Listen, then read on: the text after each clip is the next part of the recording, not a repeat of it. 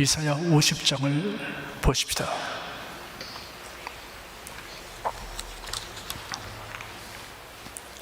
1절 한 절을 다 같이 읽겠습니다. 나 여호와가 이같이 이르노라. 내가 너희 의미를 내어 보낸 이온서가 어디 있느냐? 내가 어느 체족에 너희를 팔았느냐? 오직 너희는 너희의 죄악을 내어 팔렸고 너희 의미는 너희의 허물을 내어 보냄을 입었느니라. 하나님의 선민인 유다 백성이 바빌론 나라의 포로가 되는 근원적인 원인을 밝히고 있습니다.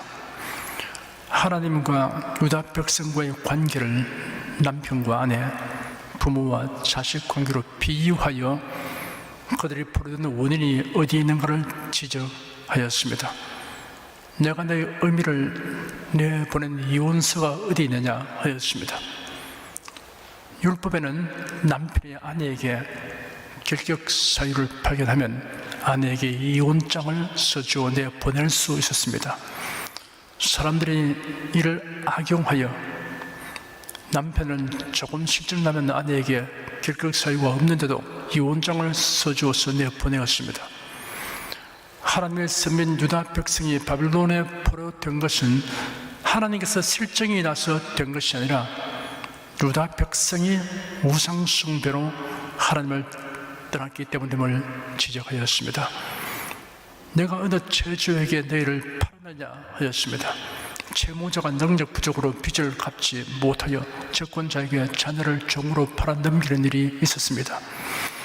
유다 백성이 바빌론에 포로된 것이 하나님의 능력 부족 때문에 된 것이 아니라 역시 그들의 죄악 때문임을 적시하였습니다. 유다 백성은 환난을 당하면 그 책임이 하나님께 있는 듯이 하나님을 원망하고 불평하였습니다. 그러나 사실은 그 원인이 전적으로 그들에게 있었습니다. 이 사실을 깨닫지 못하면 화를 가중시키는 결과를 초래하게 합니다. 2절, 3절, 2절 읽겠습니다. 내가 와서도 사람이 없었으며 내가 불러도 대하는 자가 없었으면 어찌미뇨? 내 손이 어찌 짧아 구속하지 못하게 됐냐? 내가 어찌 건질 능력이 없겠느냐? 보라, 내가 고지언적 바다가 따르며 하수가 광야가 될 것이며 거기 물이 없어졌으므로 어족이 가라여 쭈고 악취를 바라게 되느니라. 내가 흑암으로 하늘을 입히며 붉은 배로 덮느니라. 하나님께서는 택한 백성들을 위하여 선지자들을 통해 말씀하시고 경고하였어도 그들은 하나님을 신뢰하지 못하고 도리어 우상을 의지하고 자신들의 힘을 의지하였습니다. 하나님께서 옛날 이스라엘 자손을 애굽에서 인도하여 내실 때 행하신 일들을 그들에게 상기시키려고 하였습니다. 보라, 내가 고지언적 바다가 마르며 하수가 광야가 될 것이며 거기 물이 없어지므로 의족이 가라여 죽어 악취를 바라게 되느니라 하였습니다. 홍해 가운데 길을 내신 것과 요단강의 흐름이 그치게 하신 일을 말합니다. 내가 흑암으로 하늘을 입히며 굵은 배로 덮느니라 하였습니다. 애굽의 9번째 재앙이 임하여 낮이 밤처럼 된 것을 말합니다. 그 당시 여호와께서 모세에게 말씀하시기를 하늘을 향하여 네 손을 들어서 애굽 땅 위에 흑암이 있게 하라. 곧 더듬을 만한 흑암이리라 하였습니다. 모세가 하늘을 향하여 손을 드니 캄캄한 흑암이 3일 동안 애굽 온 땅에 있었어. 그동안은 사람이 서로 볼 수 없으며 자기 처소에서 이르는 자가 없으나 이스라엘 자손의 거하는 곳에는 광명이 있었습니다. 유다 백성이 바빌론에 포로되는 환난을 당하는 것은 하나님께서 그들을 무고하게 버리셨거나 힘이 없어서 그들을 대적에서 구원하지 못하셨기 때문이 아니라 유다 백성의 불순종과 죄악으로 인한 것임을 거듭 밝혔습니다. 4절부터 9절까지 읽겠습니다. 주 여호와께서 학자의 혀를 내게 주사 나로 곤핍한 자를 말로 어떻게 도와줄 줄을 알게 하시고 아침마다 깨우치시되 나의 귀를 깨우치사 학자같이 알아듣게 하시도다. 주 여호와께서 나의 귀를 열어주심으로 내가 거역지도 아니하며 뒤로 물러가도 아니하며 나를 때리는 자에게 내 등을 맡기며 나의 숨을 뽑는 자에게 나의 뺨을 맡기며 수욕과 침뱉음을 피하려고 내 얼굴을 가리우지 아니하였느니라. 주 여호와께서 나를 도우심으로 내가 부끄러워 아니하고 내 얼굴을 부시도록 같이 굳게 하였은즉 내가 수치를 당치 아니할 줄 아노라. 나를 어렵다 하신 이가 가까이 계시 나와 다툴 자가 누구뇨? 나와 함께 쓸지어다. 나의 대적이 누구뇨? 내게 가까이 나올지어다. 주 여호와께서 나를 도우시니 나를 정죄할 자 누구뇨? 그들은 다 옷과 같이 헤어지며 좀에게 먹히리라. 메시아에 대한 예언입니다. 인류 구속 사역을 완수하기 위해 온갖 수치와 고난을 감내하며 하나님의 뜻에 온전히 순종하시는 예수 그리스도에 대하여 예언하신 것입니다. 4절에 주 여호와께서 학자의 혀를 내게 주사 나로 궁핍한 자를 말로 어떻게 도와줄 줄을 알게 하시고 아침마다 깨우치시되 나의 귀를 깨우치사 학자같이 알아듣게 하시는도다 하였습니다. 학자를 원어로 리부드라고 하는데 이런 배우다라는 뜻의 동사 라마드에서 유래한 단어로서 가르침을 받는 자를 의미합니다. 예수들의 가르치심은 하나님의 생각, 하나님의 뜻을 그대로 전하는 것입니다. 예수께서 저희들에게 말씀하시기를 내가 너희를 대하여 말할 것과 판단할 것이 많으나 나를 보내신 분이 참되심으로 나도 그분께 들은 이것들을 세상에 말한다 하였습니다. 그러나 그 제자들은 예수님의 아버지 하나님에 관하여 말씀하신 줄을 깨닫지 못하였습니다. 그러므로 예수께서 그들에게 말씀하셨습니다.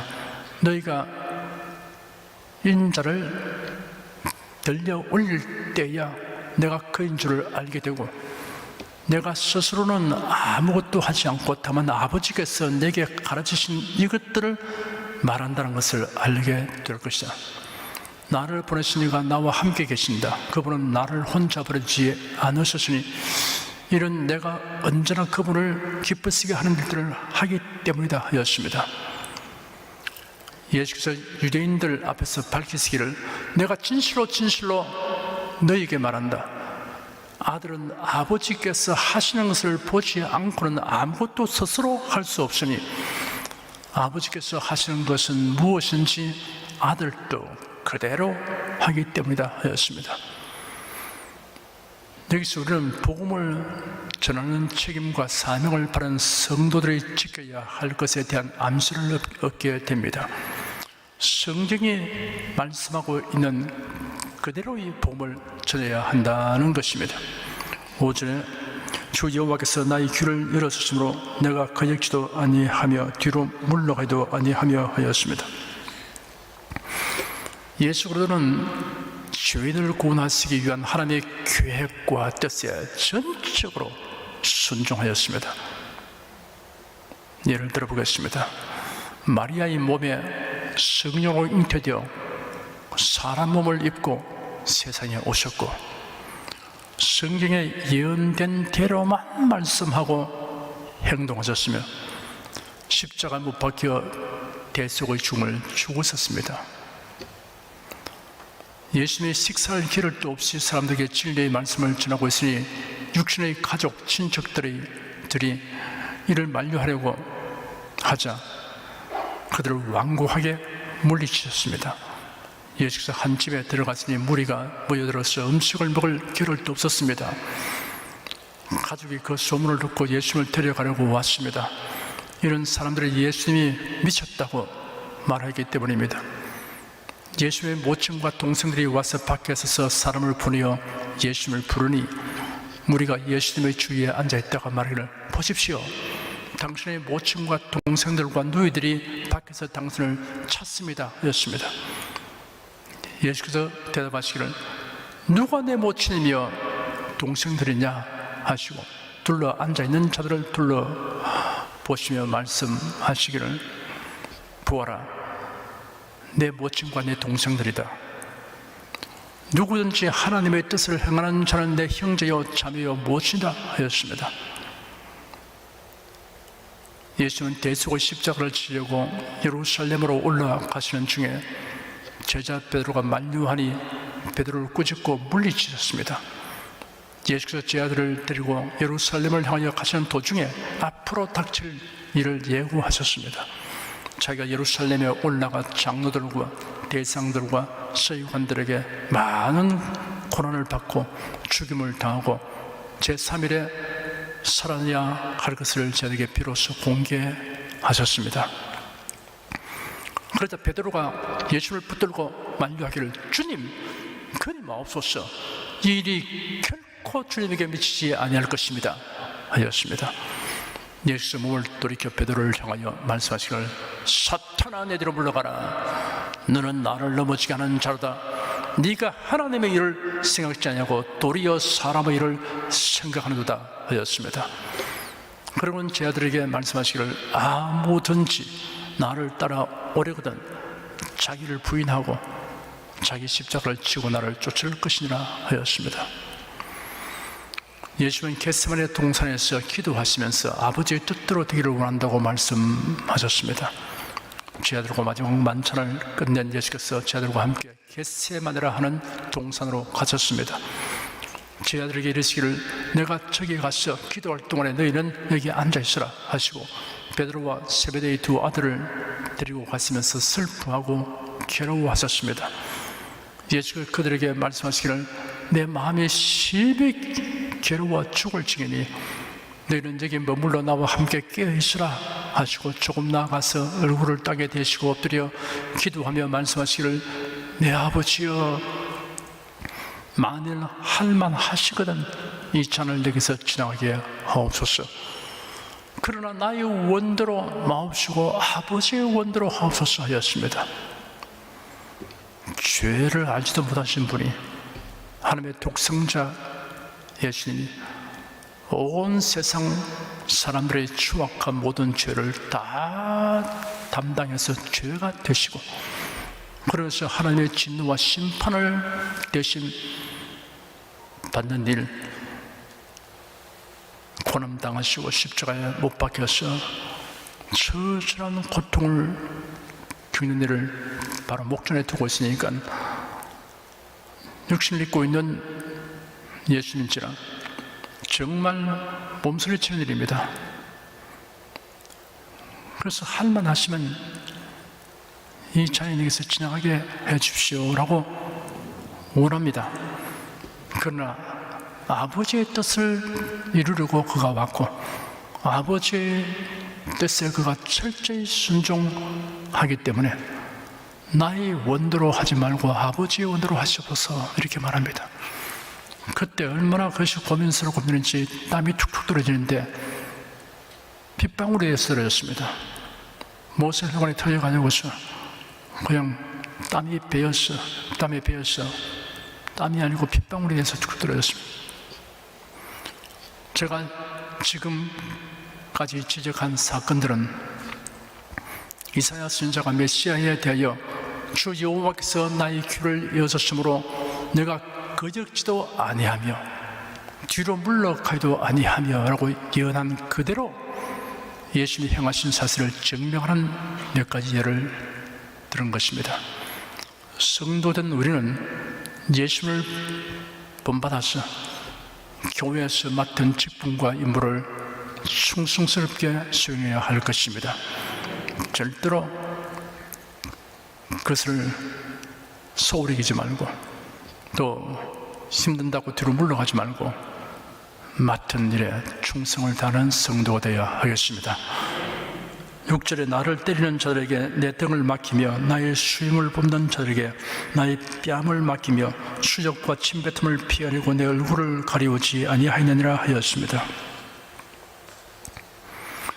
예수 그리스도께서 어떠한 고난을 당했을 것인가에 대한 예언입니다. 이사야 선지자는 마치 예수님이 고난 당하시는 현장에서 보고 기록하듯이 생생하게 표현하였습니다. 우리를 위해 고난을 참으신 예수를 생각할 때 우리가 그리스도를 위해 고난을 견디지 못할 이유가 없습니다. 겟세마네 동산에 주를 생각할 때에 근심이나 걱정을 사양할 수 있을까?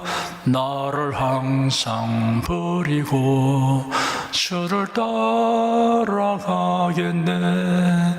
빌라도의 뜰에선 주를 생각할 때에 수치되고 아픈 거 못 견딜 수 있을까? 길이 참고 묵묵히 주를 따라가겠네. 갈보리산 올라간 주를 생각할 때에 나의 받는 괴로움을 비교할 수 없으리. 십자가를 짐으로 주를 따라가겠네. 여러분께서 예수를 믿기 때문에, 복음을 전하기 때문에, 주위를 힘쓰기 때문에 당하는 억울한 일, 부당한 대우, 손실, 고통이 있을 때마다 고난받으신 예수를 바라보시면서 그 모든 것을 넉넉히 다 참고 견디게 되시기를 바랍니다. 7절에 주 여호와께서 나를 도우심으로 내가 부끄러워 아니하고 내 얼굴을 부싯돌같이 굳게 하였은즉 내가 수치를 당치 아니할 줄 아노라 하였습니다. 예수 그리스도께서 임무를 수행함에 있어 어떠한 고난을 당해도 요지부동의 태도를 보이실 것에 대한 예언입니다. 예수 그리스도께서 고난의 결과를 바라보시고 인내하실 것에 대하여 히브리서 12장에 이렇게 기록되었습니다. 이러므로 우리에게 구름같이 둘러싼 허다한 증인들이 있으니 모든 무거운 것과 얽매이기 쉬운 죄를 벗어버리고 인내로서 우리 앞에 당한 경주를 경주하며 믿음의 주여 또 온전케 하시는 이인 예수를 바라보자. 저는 그 앞에 있는 즐거움을 위하여 십자가를 참으사 부끄러움을 개치 아니하시니 하나님보다 우편에 앉으시니라. 너희가 피곤하여 낙심치 않기 위하여 죄인들의 이같이 자기에게 그 역한 일을 참으신 자를 생각하라 하였습니다. 고난은 끝이 있습니다. 그 후에는 영광이 있습니다. 환난은 끝이 있습니다. 그 다음에는 한없는 복락이 기다리고 있게 되는 것입니다. 그러므로 무의미한 고난이란 그리스도인에게는 없습니다. 예수님이 당한 모든 그 고난에는 그로 인해서 수많은 영혼들을 어둠에서 빛으로 사탄의 권세에서 하나님께로 인도하며 죄의 사함받아 거룩한 무리 가운데서 기업을 얻게 한 일이 이루어질 것을 주님이 바라보면서 마음속에 즐거움으로 그것을 다 견뎠었습니다.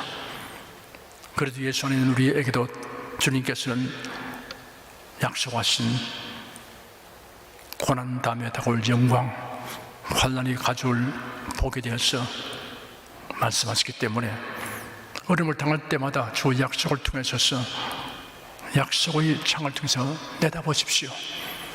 다가올 영광과 복을 바라보면서 참고 견디는 여러분 되기를 바랍니다. 그냥 참는 것이 아니고 마음에는 큰 기대와 즐거움을 가지고 참아야 될 것입니다. 8절에 나를 어렵다 하신 이가 가까이 계시니 나와 다툴 자가 누구뇨? 나와 함께 쓸지어다. 나의 대적이 누구뇨? 내게 가까이 나올지어다 하였습니다. 예수 그리스도의 의로우심에 대하여 여러 상황에서 선포되고 증언되었습니다. 예수께서 세례를 받으시고 그 물에서 올라오시자 그때 하늘이 열리고 하나님의 성령이 비둘기같이 내려 자기 외들에 오신 것을 보았습니다. 바로 그때 하늘에서 음성에서 말씀하시기를 이는 내 사랑하는 아들이요 내 기뻐하는 자라 였습니다. 총독 빌라도에 예수께서 재판받게 될 때 빌라도가 예수를 재판하러 하고 자리에 앉았습니다. 그때 그 아내가 사람을 보내어 간청하기를 저 옳은 사람에게 아무 상관도 하지 마시옵소서. 오늘 꿈에 내가 그 사람을 위하여 애를 많이 썼습니다 하였습니다. 예수님이 십자가에 못 박히는 형집행을 당할 때 정오쯤 되어 해가 빛을 잃고 온 땅에 어둠이 있지만요 오후 3시까지 계속하여 하고 있으며 성소의 휘장이 한가운데가 찌려졌습니다. 예수께서 큰 소리로 부르시며 아버지여 내 영혼을 아버지 손에 부탁하나이다 라고 말씀하신 후 숨을 거두셨습니다. 그 일어난 일을 본 백부장이 하나님께 영광 돌리며 말하기를 이 사람은 정령 의인이었다 하였습니다. 예수님의 의로우심에 대한 결정적인 증거는 무덤에서 부활하시고 승천하신 일입니다.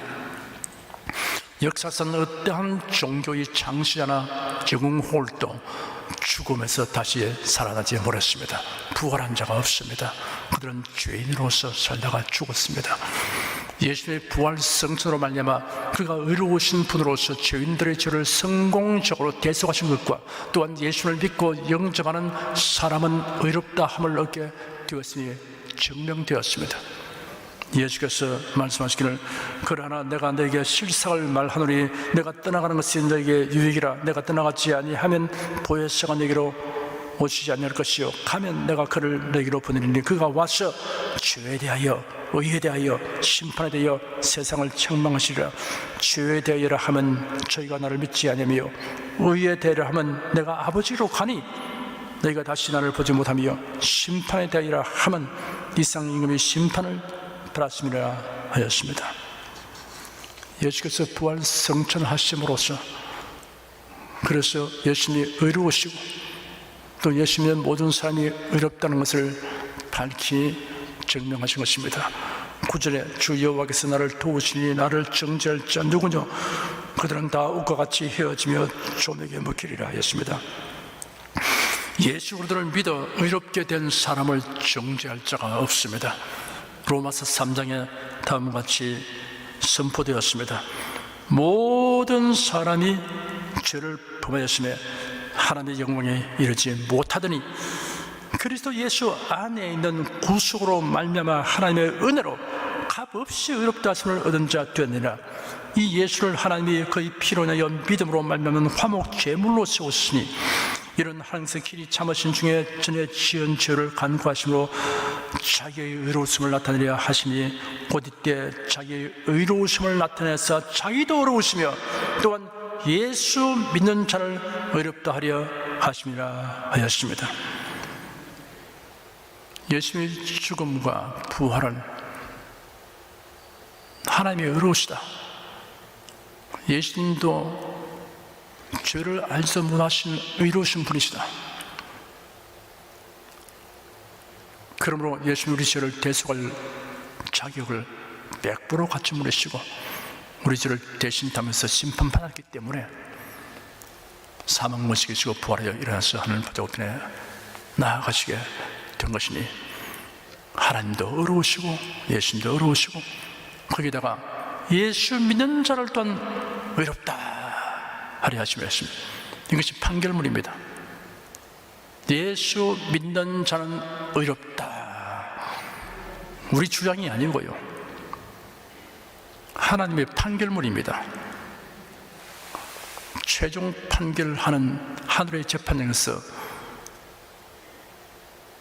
하나님께서 재판장이신 하나님께서 판결했습니다.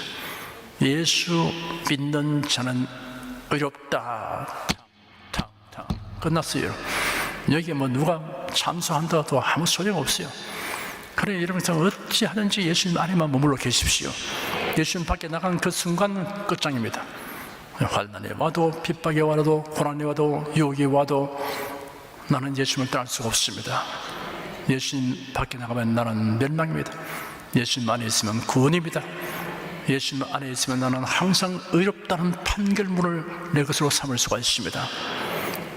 조건 그밖에 없어요. 여러분, 나는 예수님만이 나의 구세주입니다. 이것을 굳게 믿는다면 그 판결물이 여러분 것이 되는 겁니다. 그들은 다 옷과 같이 헤어지며 존에게 먹히리라 하였습니다. 예수 그리스도를 믿기를 거부하거나 대적하는 자의 인생에는 마치 헌옷처럼 날아가지며 존에게 먹히듯이 된다고 했습니다. 야, 그 사람 참 좀 먹었다 이런 소리 하죠. 모든 일이 막 완전히 끝장났다, 흠하게 됐다, 좀 먹었다 그런 소리 하는데 성경에 그래놨어요. 존에게 먹히듯이 한다. 한평생 산 인생이 죄인들은 결국은 다 날아가져버린 헌옷같이 되고 결국에는 좀이 먹어버린 것과 같이 되는 것입니다. 죄가 그런 인생이 되게 하는 것입니다. 그러므로 죄는 어떻게 하는지 우리는 해결해야 되는데 그 해결책이 내게는 없는데 그래도 예수 안에서 해결책을 주셔서 믿는 모든 자는 죄인이 아니고 의인이 된 것입니다. 우리의 일생은 여러분 날가지고 좀먹듯이 되지 않습니다. 결국은 부활의 영광을 위해서 우리 몸이 잠시 대기하고 있게 되는 것입니다. 변화받은 그날 위해서 우리가 늙어가고 있는 것입니다. 10절, 11절에는 두 절을 다 같이 읽겠습니다. 너희 중에 여호와를 경외하며 그 종의 목소리를 청종하는 자가 누구뇨? 흑암 중에 행하여 빛이 없는 자라도 여호와 이름을 의뢰하며 자기 하나님께 의지할지어다. 불을 피우고 횃불을 둘러 띈 자여, 너희가 다 너희의 불꽃 가운데로 들어가며 너희의 피운 횃불 가운데로 들어갈지어다. 너희가 내 손에서 얻을 것이 이것이라. 너희가 슬픔 중에 누우리라. 예수 그리스도는 구원과 멸망, 영생과 영별, 행복과 불행의 분수령이 되십니다. 예수님 이쪽에 있으면 영생과 영광입니다. 천국입니다.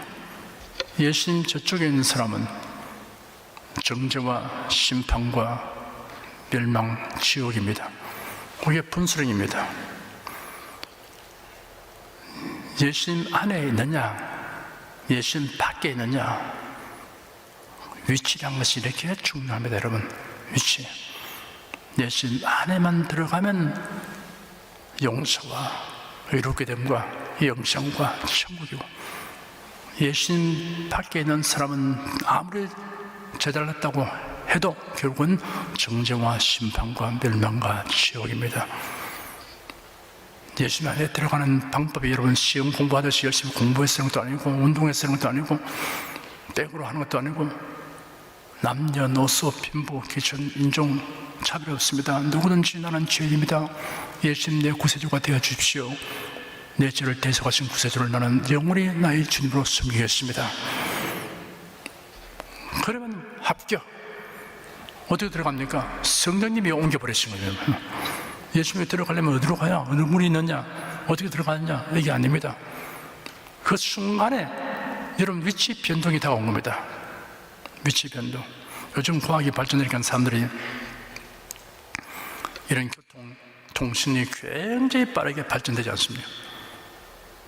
그래서 어려운 말이지만 양자역학 같은 것이 많이 이제 보편화되고 지식이 널리 알려지는데, 그건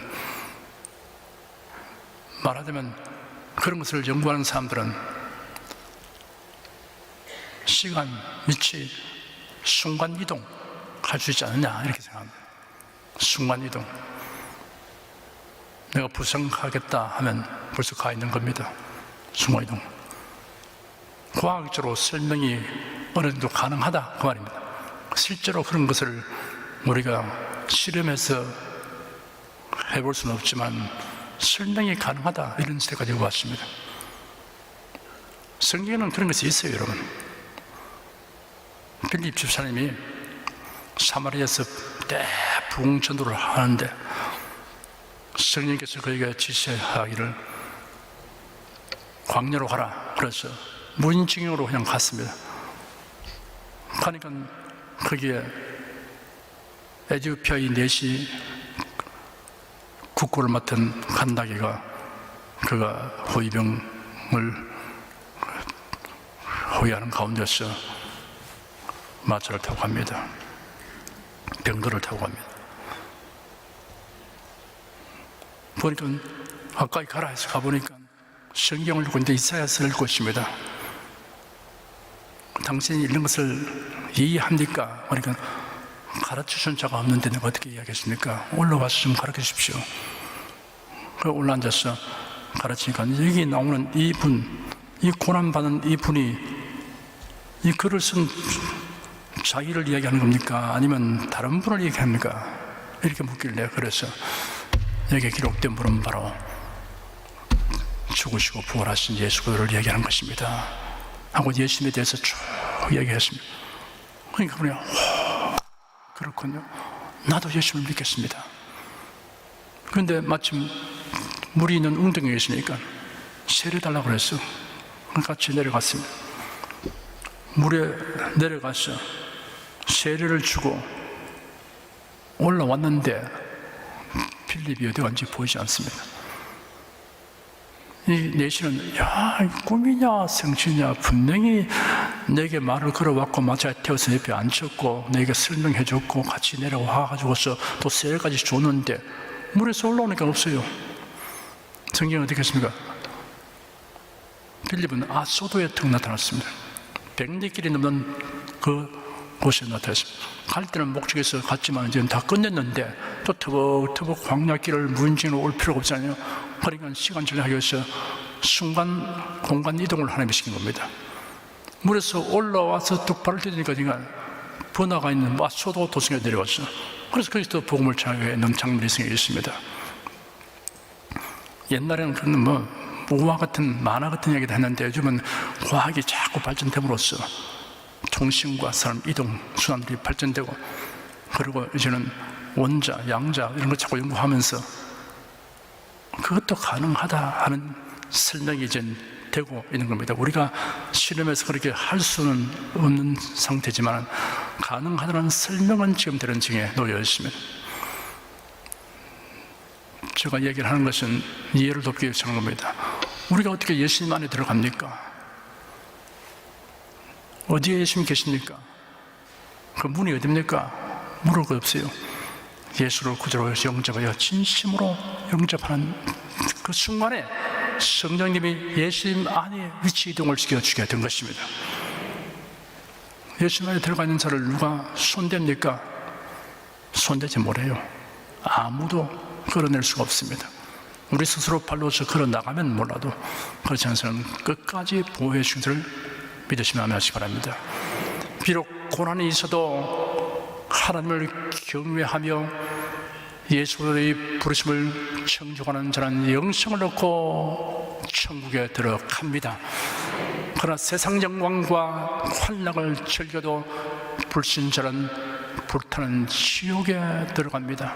너무나도 엄청난 경고이며 한편은 비할 데 없는 희소식입니다. 영생과 천국이냐 멸망과 지옥이냐를 결정하는 것은 이 땅에 살고 있는 동안에 결정됩니다. 죽은 후에는 다시는 기회가 주어지지 않습니다. 기도하겠습니다. 하나님 오늘 또 우리에게 열심을 주셔서 이렇게 모여 하나님 말씀을 상고하며 우리 주 예수에 대한 예언이 2600년 전에 주어진 예언이 저희들이 이제 성경을 통해서 상고하면서 이루어진 사실을 하나하나 비교해 가면서 살피게 된 것을 감사합니다. 이제는 오실 예수가 아니고 이미 오신 예수님에 대해서 다시 오실 예수님에 대해서 이렇게 우리가 기대하고 살 수 있게 된 것을 감사합니다. 그러므로 이전 세대의 신자보다 더한 우리가 감격과 열정을 가지고 신앙생활을 해야 마땅한 줄 압니다. 이런 행복과 기쁨을 받았음에도 전혀 누리지 않고 진열장 안에 창고 안에 구겨 넣는 사람이 없게 도와주시옵시고 매일매일 주님과 함께 동행하는 삶의 행복을 누리면서 행하는 성도가 되게 하여 주시옵소서. 예수의 이름으로 기도드립니다. 아멘.